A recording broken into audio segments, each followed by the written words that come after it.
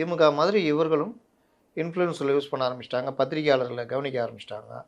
பத்திரிகையாளர்களை வச்சு பேசுகிறது. அதில் பிரபலமான பத்திரிகையாளரில் திமுக ஆகாதவர்கள்லாம் பிடிச்சி போட்டுக்கிட்டு என்னென்னா நாராசாரமாக இருக்குது. ஏய் என்னையா அப்படி பேசுகிறீங்க?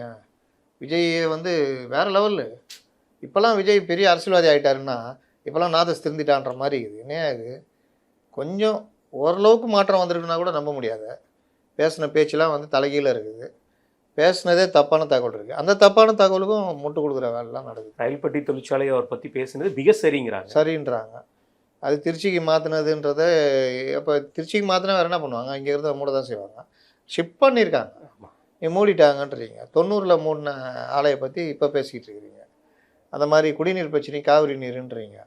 அதுக்கு ஒரு ஆளை கூப்பிட்டு பழைய பேட்டிலாம் எடுத்து நம்ம இது பண்ணுறது. குடிநீர் பிரச்சனையை தாண்டி காவிரி நீருன்றது விவசாயிகள் சார்ந்த பிரச்சனையாச்சு. அப்போ அதில் வந்து இவர் ஏன் பேசலை? ஏன் கர்நாடகாவெலாம் தொடவே மாட்டேங்கிறாரு? அப்படின்றதெல்லாம் பேச மாட்டேங்கிறாங்க.